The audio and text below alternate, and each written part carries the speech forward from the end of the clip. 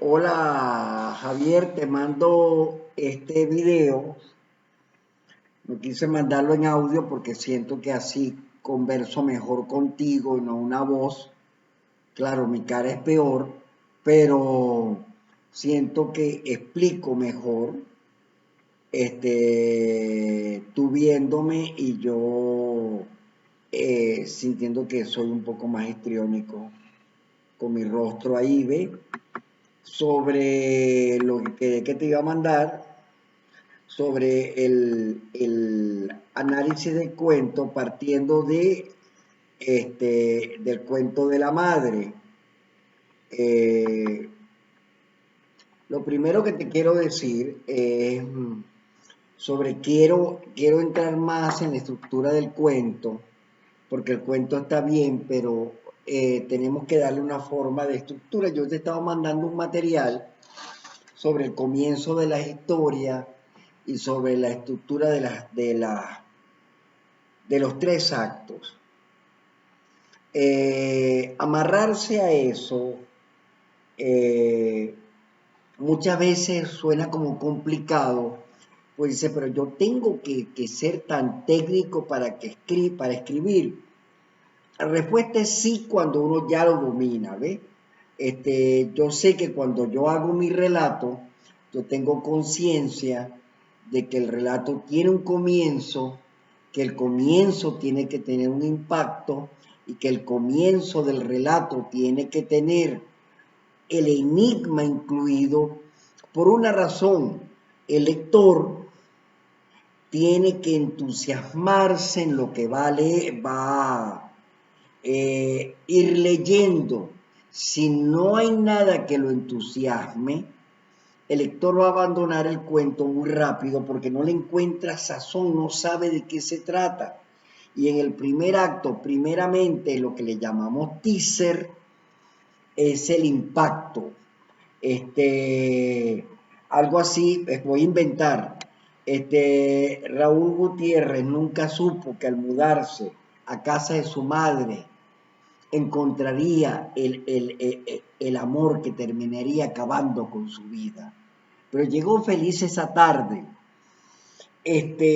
Ya sabemos que hay algo, ya sabemos que va a ocurrir algo, ya sabemos que hay una expectativa, ya le estamos dando al lector algo en que entusiasmarlo, sumergirlo.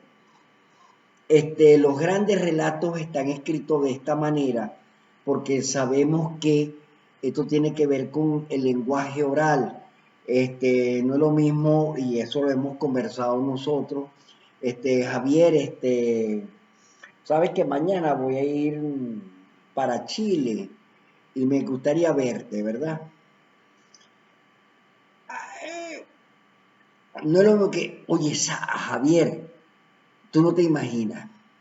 Mañana me vas a encontrar en Chile, me vas a ver en Santiago, pero te llevo una sorpresa. No, no, no es un regalo ni nada, es algo que te va a impactar porque es de alguien que yo conocí, con quien tú tuviste un problema y me mandó algo para ti. Ahí ya ha creado una expectativa, ahí te ha atrapado, tú me dices, ¿quién es? ¿Qué pasó? Explícame, concha, me das cabezón. Esa es la técnica. Si no está contado de una forma que el relato adquiera una dimensión de interesante, desde el comienzo, va a haber puntos flacos. ¿Cuán importante es esto, Javier?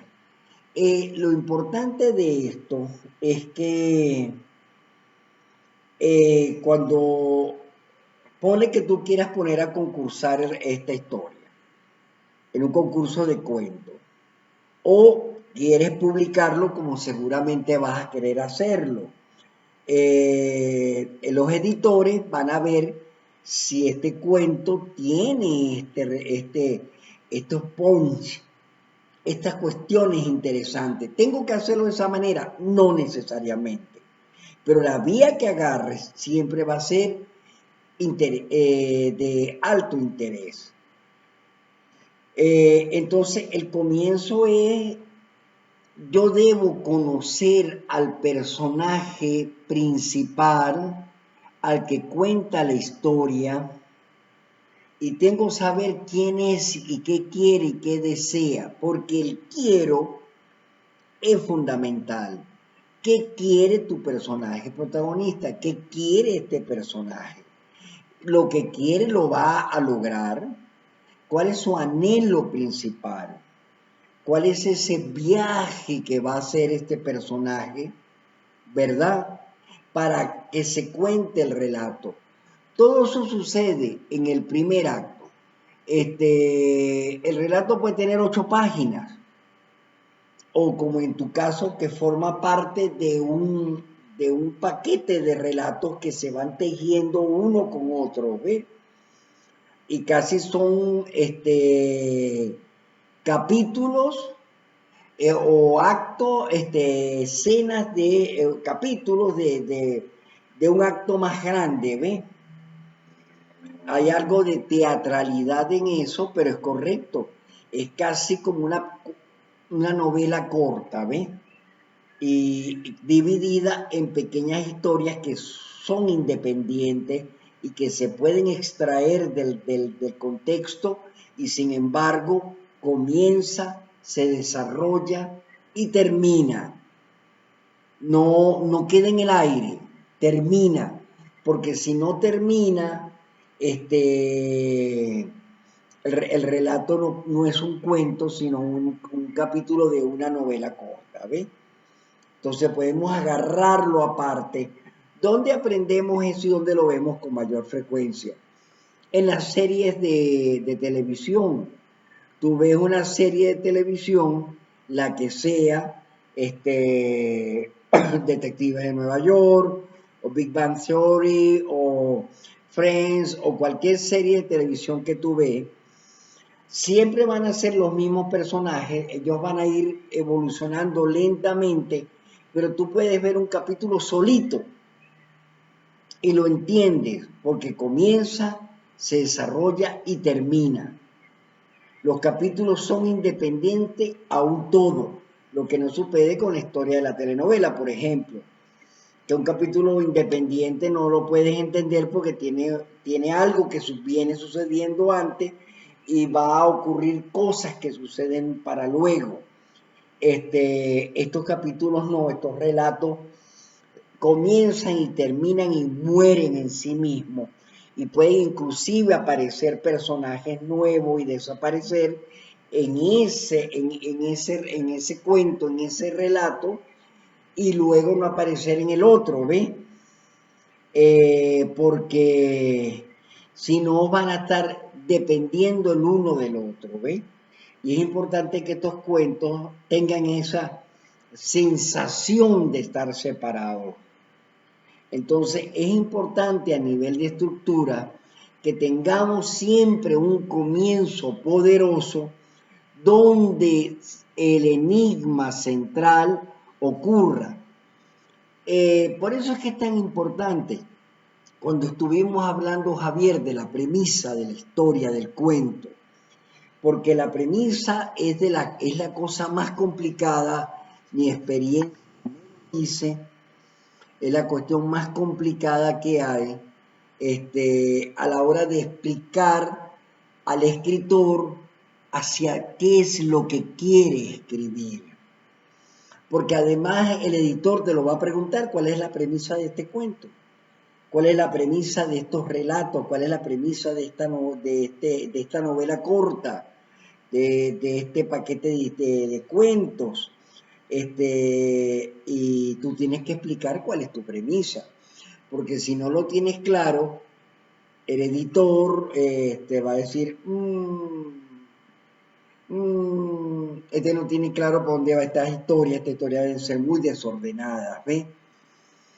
Y repasando el concepto de premisa, es que hay un protagonista que quiere algo, tiene que luchar por ese quiero, y al final veremos si lo logra o no. Acuérdate que hablamos de los tres y esto sirve este audio para el repaso, que hablamos de las tres formas de terminar un cuento, un relato, una historia, una novela, una película, que son: uno, el protagonista logra ese quiero, logra ese objetivo, logra el por qué está por lo cual luchó, por lo cual tuvo que saltar adversidades, por la cual venció, lo logra, y dice: coño, me costó, pero lo logré. Si ese coño me costó, pero lo logré, no está, no pasó nada. Tiene que pasar algo. Al protagonista le tiene que pasar algo. Es que si al protagonista no le pasa nada, no hay empatía, no hay una empatía con el lector y por lo tanto el relato es un fracaso porque no sucede nada. Incluso papá Chekhov, que pareciera que no ocurre nada, ocurre todo dentro del mundo interior del protagonista, sus anhelos, su silencio, sus expectativas, están dentro de él, explota. El personaje no ocurre en lo que hace, sino ocurre en su mundo interior, que está lleno de mierda totalmente.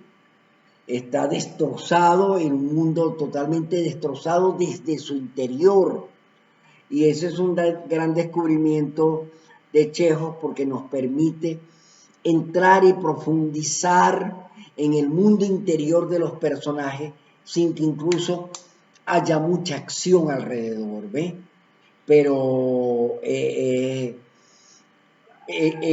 muy sabroso eso, porque los seres humanos tenemos anhelos, rencores, sueños, odios dentro de nosotros, y cuando escribimos personajes tan poderosos, porque eso es otra cosa, escribir personajes tan poderosos, y técnicamente, y esto es importante también, Javi, que hay un momento, estoy seguro que todo lo que estoy diciendo te lo conversamos, hay un momento en que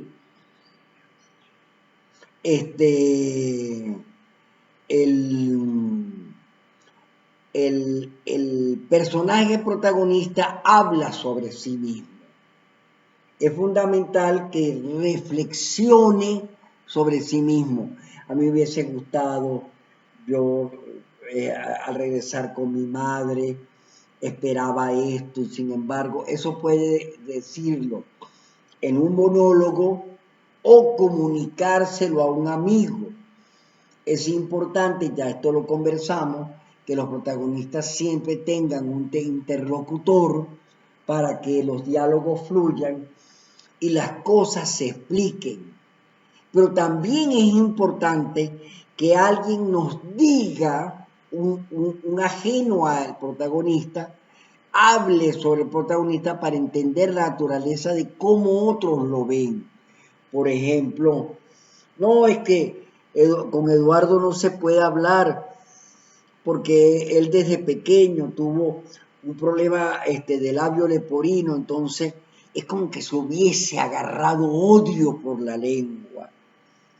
Entonces, creo que él es leporino de la cabeza, porque siempre es torpe, siempre es hiriente. Pero tú vas a ver pero yo a él le conozco su lado tierno, su lado flaco. Yo tengo un secreto, yo sé algo de él. Entonces, primero que creas expectativas, siempre hay que crear expectativas, porque si no hay expectativas, no se lanzan enigmas a través del relato, no, coño, de verdad, este carajo es así, yo lo sabía, pero, y técnicamente eso lo vamos a ir buscando, ¿ves? Entonces, es importante que el protagonista en algún momento hable de sí mismo, y es importante que alguien hable del protagonista. ¿Por qué? Porque yo necesito conocerlo. Yo, lector, necesito saber qué es la persona, en qué estoy, Si entonces, si es un asesino, ¿por qué asesina? ¿Cómo lo miran? ¿Cómo lo ve? ¿Qué piensa él a sí mismo como asesino? No, ay, él es malvado, mata, mata, mata, pero tiene una reflexión sobre por qué lo hace. Y ahí es donde nos podemos meter en Edgar Allan Poe, ¿verdad? Que es un maestro en narrarle el interior de los personajes oscuros, ¿ves? Claro, esa no es tu línea, pero es la línea del contexto del relato. Si te fijaste un poco, yo te he mandado algunos análisis del relato del cuento de Hemingway y extrañamente le dan como allí como el papá de la creación del iceberg, de la técnica del iceberg, a él, yo también, yo se lo daría a Hitchcock, pero a Hitchcock yo se lo daría a Chekhov y a Strindberg, pero ellos se quedan con Hemingway y no hay ningún problema, porque él teorizó sobre eso, que siempre hay algo que no se cuenta, siempre hay algo que no se desarrolla, siempre hay algo que el lector debe deducir que va a ocurrir. Te mandé uno sobre un grupo de amigos que llega un amigo que le faltan las piernas y los brazos y que nunca él va a decir en toda la historia porque está así, pero todos quieren saberlo. Hay una tensión enorme, sobre todo que es el que va con la mujer más guapa a la reunión, que lo atiende y lo quiere y lo ama y tú no entiendes por qué anda con un hombre que le falta piernas y brazos y que no tiene grandes condiciones económicas, que hay allí, por qué sucedió eso, fue un accidente, nunca se explica, deja que el lector formule enigmas e ideas sobre el relato y que lo haga mucho más interesante, que no siempre hay que contar todo, que queda el misterio ahí, que hablaba, es que es un gran ejemplo para mí, la casa tomada de Cortázar. Nunca sabemos quiénes están tomando los lugares de la casa. No sabemos si son fantasmas, no sabemos si es una cuestión de la política que nos va cortando los espacios hasta que nos echa a la calle y terminamos tirando este, las llaves en una rendija de esas cosas de la calle y nos vamos porque nos quitaron la casa. No sabemos nunca quién nos las quitó. Entonces, es un enigma, es algo que no se cuenta, es algo, por ejemplo, te dice, estás aquí en tu casa y llego, mira, hoy va a venir el tío Eduardo, va a vivir unos días con nosotros. Quiero que sepan que estuve en prisión durante 20 años y yo le pedí que se quedara aquí unos días porque luego va a viajar. Y llega el tío Eduardo y nadie se atreve a preguntarlo porque estuvo preso, qué hizo, qué pasó. Además es un tipo dulce, hablador, pero tú en el fondo asesinó a alguien, fueron 20 años, ¿qué hizo? Nadie se atreve a preguntarle. En la noche sabemos que alguien se despierta y escucha a Eduardo hablando solo y sabemos que podemos estar viviendo con un asesino. Crea un impacto, crea un enigma, crea una tensión, es algo, y el tipo es súper dulce, pero no sabemos, nadie lo habla, hay una tensión permanente los días que el tío Eduardo nos visitó, porque era un hombre que venía de prisión y siempre hubo un miedo tácito a que él estuviera allí, pero nadie lo expresó. Esa tensión maravillosa, como en las películas de Hitchcock, porque te acuerdas que hablamos de los 3 enigmas, también estuvimos conversando con el enigma que conoce el público, pero no lo sabe el, no lo conoce el lector, pero no lo sabe el protagonista, y los enigmas que el protagonista sabe del antagonista, y que es un elemento muy importante, los elementos antagónicos, que sabe del antagonista, que le sirve para vencerlo, y el enigma final que no lo conoce nadie. ¿Por qué? Porque el final siempre tiene que impactar en la historia. Si nosotros tenemos una historia obvia, ese quiero, fíjate, hablábamos de los tres finales. El final que se logra ese quiero, el final que no se logra. Lo que quería el protagonista, no lo logra, pero lo luchó. Muere, no se casa, siempre va a suceder como en la novela de Ifigenia, que el quiero de ella es ser feliz, sin embargo termina casada con un tipo a quien ella nunca va a querer,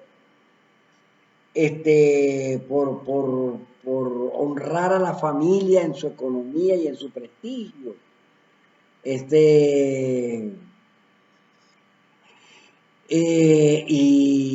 el sufrimiento de ella, por no lograr lo que quería, porque triunfan los antagonistas que son su propia madre y su propia tía, que la obligan a un matrimonio indeseado. Estamos hablando del siglo XIX, donde esos matrimonios por arreglo existían. No, es en la época del gomecismo, principio del siglo XX, perdón.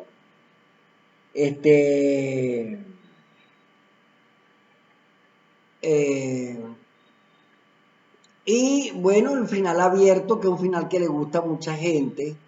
Cine está abierto a estos finales de alguien que puede volver, que puede regresar, de un amor que puede volver a surgir, de un enemigo que huye y nunca terminamos de vencerlo, y sabemos que tenemos que volvernos a encontrar en algún momento.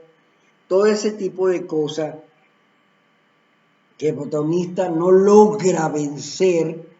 Él de alguna manera logra vencer, pero ese elemento antagónico no se destruye del todo. Y es importante que el protagonista en ese quiero, alguien se lo pone.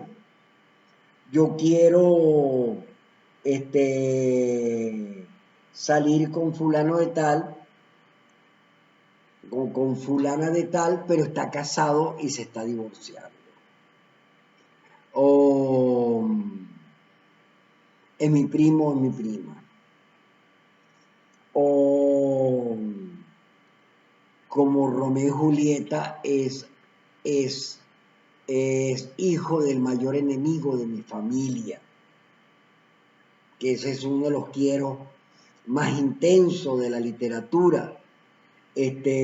Coño, me enamoré de la chica de la familia que mi familia más odia, y si se enteran sucede cualquier cosa, y sucede cualquier cosa, de hecho se matan. Entonces siempre alguien se opone a ese quiero, y eso tiene que estar. Eso tiene que estar porque los relatos son unas pequeñas batallas. Entonces es importante que esto en la estructura esté, Javier, porque es muy importante que cuando estructuremos estemos conscientes que estamos respondiendo a cómo se estructura el relato. ¿Cómo me amarro a eso? Es la pregunta. ¿Cómo quedo yo atrapado en eso? ¿Cómo, qué fastidio, ¿no? Qué fastidio, tener que estar atado a una estructura y no me permite libertad. No es así cuando uno domina la estructura. Y muchas cosas a la larga se te van al diablo. Pero lo importante es que para mí, el comienzo, si no te atrapa, yo mandé una serie de comienzos de cuentos y de historias y de novelas para que vieras el estilo de algunos escritores de que han pasado por esta reflexión, han pasado por esta reflexión técnica, han pasado por esta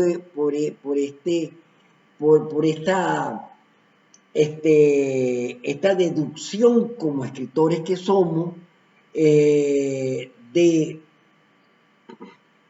de comprender la estructura del relato y cómo llegar al lector a través de los enigmas y a través de los quiero y a través de quienes evitan que nosotros logremos que el personaje logre lo que quiere, la lucha que tiene, la batalla, la mierda que es la vida y sobre todo que el protagonista nunca está preparado para esto. Nadie está preparado para sufrir. Nadie está preparado para llevar una vida de mierda. Nadie está preparado para que las cosas no se le den. Nadie está preparado para no ser feliz. Y en ese momento, cuando el protagonista está en esa batalla, es la batalla del lector. Es la batalla del lector que quiere de alguna manera triunfar en la vida y el personaje siempre nos llega a una realidad maldita. No tengas miedo, Javier, de cambiar los tiempos, de muchas veces que sucedan algo que no son normales. ¿Te acuerdas que yo te hablaba en este momento en de parte de unos relatos que él está en el baño y hace aquella mega masturbación terrible, que todo gotea y luego cuando va a pasar sobre aquellos parientes tirados en colchones en la sala de la casa, él siente que vuela, que flota, que es mejor, que está más allá, porque en su cuarto hay alguien a que empieza a entender no desde el corazón, sino desde el cuerpo, desde la pasión, desde la respiración, desde el pecado, desde el olor a sexo. Entonces, rompes una realidad para entrar en una realidad mágica que te lo va a agradecer siempre el lector. Entonces, con esto corto revisión técnica para entonces mandarte otro video que tiene que ver con la lectura del cuento de la madre.